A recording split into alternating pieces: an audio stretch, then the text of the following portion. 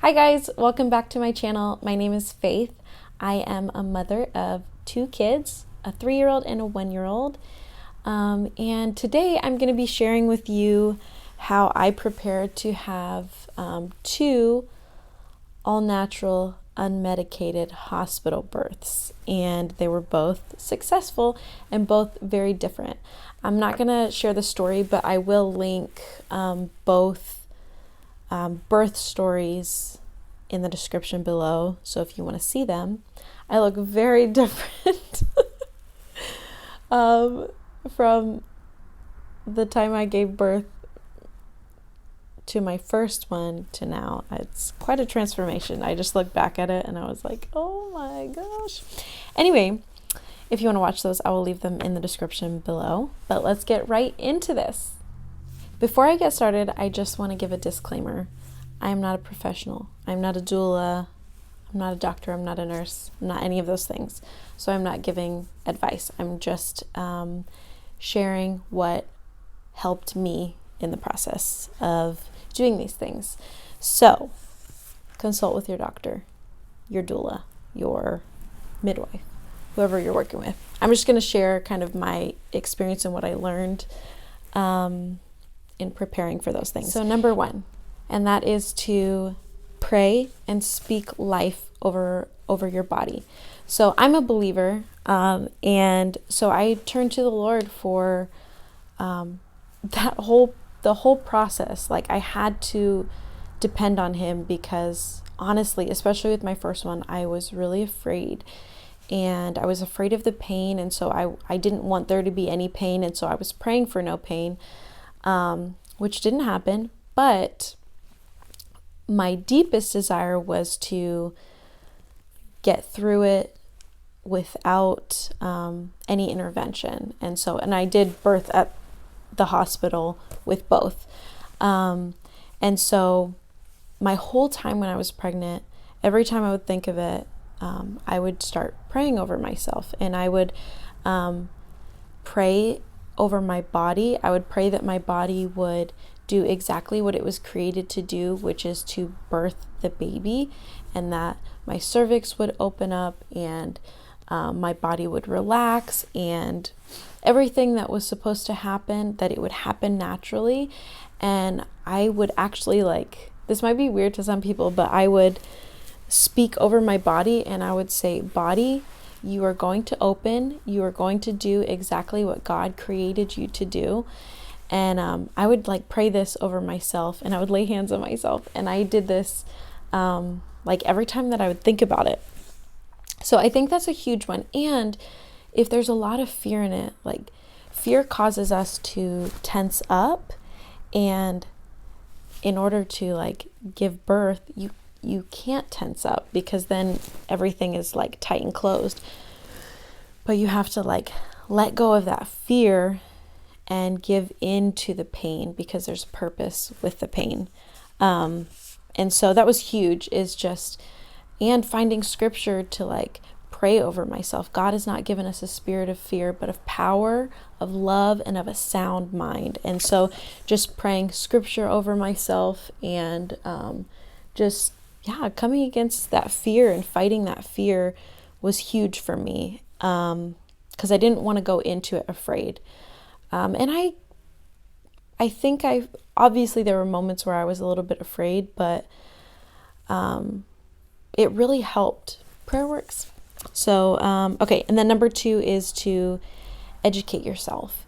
I can't even say how many hours of videos I watched on childbirth, actually watching women give birth, and reading books on just different stories of natural childbirth, and all of them were different, and some ended not good, and some ended amazing. Every birth is going to be different, and I don't think there should be any shame in any of it.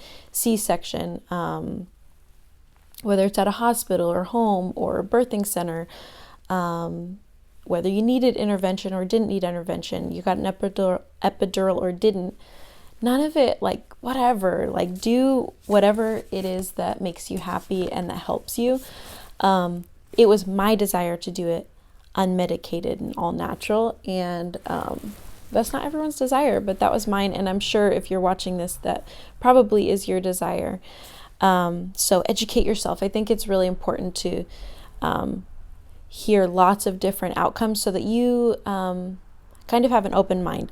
And that is actually my third point, is go in with an open mind. You can't control the outcome. All you can control is yourself. And you can't even control your own body, but you can control your mind and your thoughts. And so going into it with an open mind of like, if I need medical intervention, thank God that I have it. You know, we have doctors and nurses and all of these amazing people who have given their lives to help women like us. And so I think it's super important to go in with an open mind and not try to control the situation, because that can often bring about the opposite results that you want. So that's a huge one, open mind. And then my next one is to protect yourself. When I was pregnant with my first, I was trying hard to protect myself from people telling me horror stories. And that's kind of what I mean by protecting yourself, is to stand up and not let people share with you horror stories. That's the last thing you need, is to hear a story about that happened to some mom where she felt like she was dying, and you know, she almost died on the table and they had to save her life, and she was hemorrhaging, and you know, whatever, all these things, but to protect yourself from that. So when I was pregnant with Zeal, I was probably 37 weeks pregnant. And at this point, I'm trying to believe for a pain-free childbirth, which if you talk to any mom who's been through it, they're like pretty kind of cynical and like, okay, good luck with that.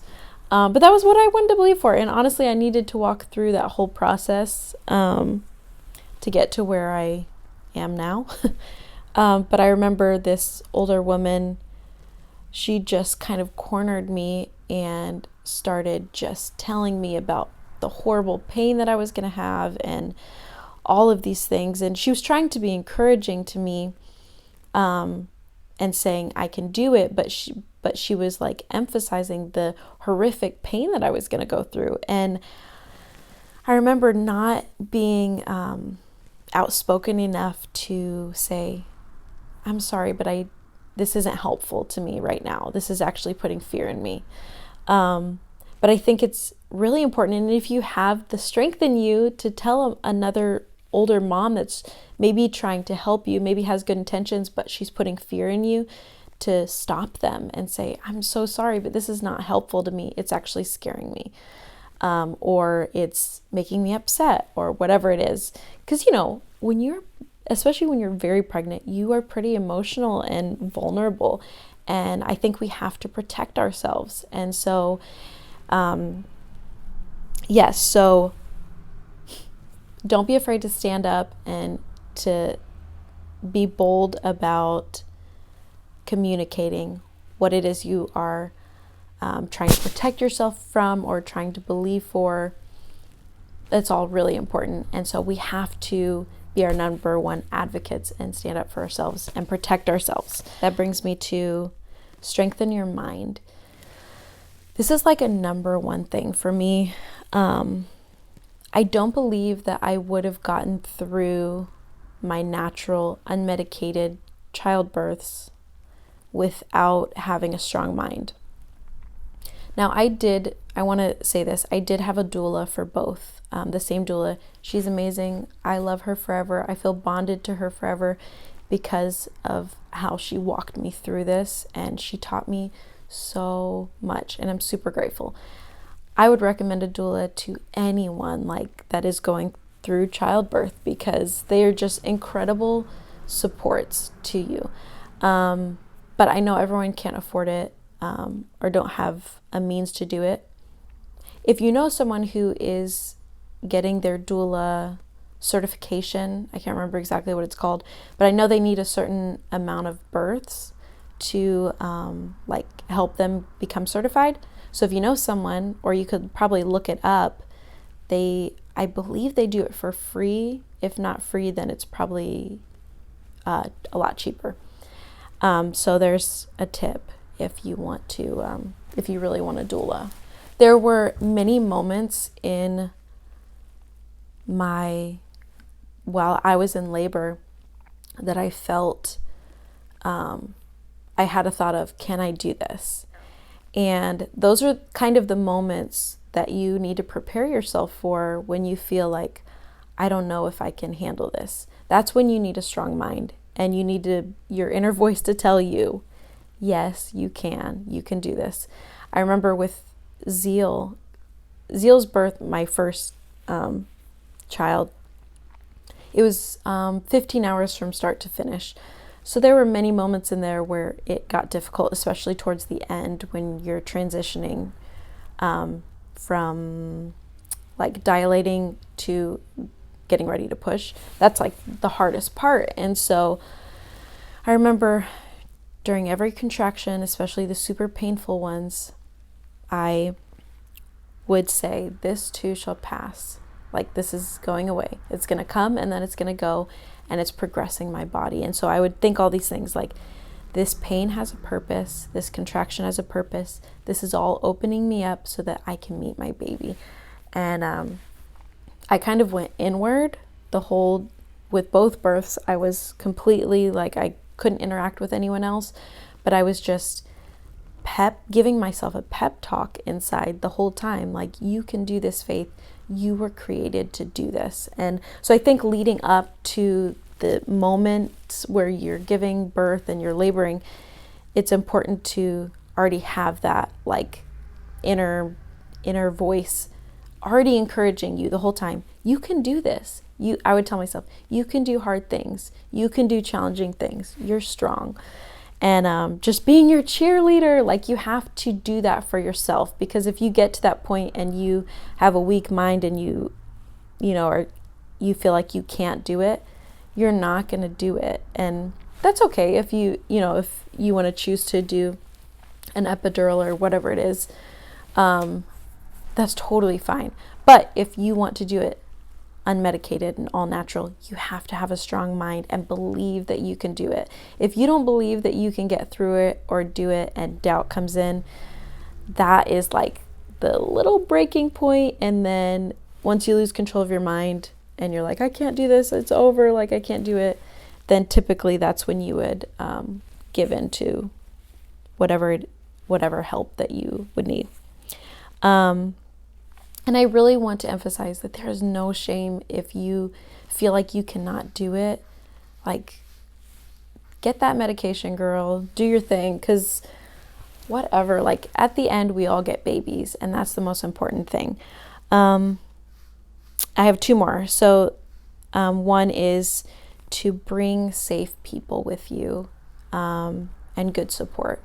So a doula, your husband, and maybe even it's your mom, or maybe it's not your mom. Maybe you don't feel like your mom is a person that is going to be a good support, or she's going to bring any stress. I remember reading about how it's super important who you have in the room with you, because if that person brings you anxiety or brings you stress or is loud, or they don't know when to be quiet, or whatever is going to cause some tension, that is not the best person to have in the room with you, because you need your body completely relaxed in order to birth your child. And so if you're like tensing up, those what they call sphincters are going to tense up too, and you need that to be relaxed and open. You want your body to open up. And so anyone who's going to cause you to be tight, you don't want that. And so decide who you're going to have in the room and communicate that. And you can even talk to your husband or your doula or whoever it is, whoever are your safe people, to communicate with the other people, or even nurses. You can say, I don't want this person in the room, and they will make sure that those people are not in the room.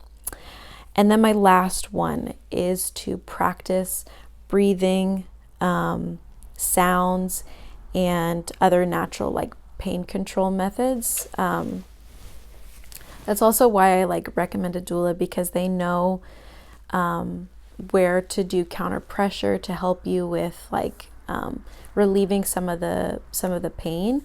They're really good at all of that, and they just know what to do. They know how to help you. But you can look up, YouTube is like, I mean, it has a library of information, and so you can look up different things. I know some women do hypnobirthing, which I don't really know much about. I don't think I'm into hypnosis, but there's lots of like different things. Like my doula taught me a lot of different things. She would coach me in the moment, like helping me get those deep sounds, help with pain control, and help you to relax. And maybe swaying, or just the techniques of breathing. All of those things are super helpful. And so look it up and find different things that you can remember and practice, so that when you're in the moment with those contractions, you can do those, and have your husband or your people know those different techniques, so that they can remind you, maybe if you forget when you're in the middle of that thing. So that is all I have. I hope this was helpful. At least something was helpful to you as you prepare for giving birth. But I just want to encourage you, mama. I want to tell you that you can do it. You can do hard things. You can do difficult things. You were created to bring life into this world. And if you have any doubts, I want to tell you right now that yes, you can do it. You are stronger than you think you are. And I am cheering for you over here on the internet. And I pray that you would have all of the strength that you need, all the support that you need, and that you would just kick fear in the butt and know beyond a shadow of a doubt that you can do this, that you were created to do this. So I love you guys. Thank you so much for watching. I hope you enjoyed. If you would like to join my little family on the internet, then hit subscribe and give this video a like if you enjoyed it. I'll see you guys in my next video. Bye.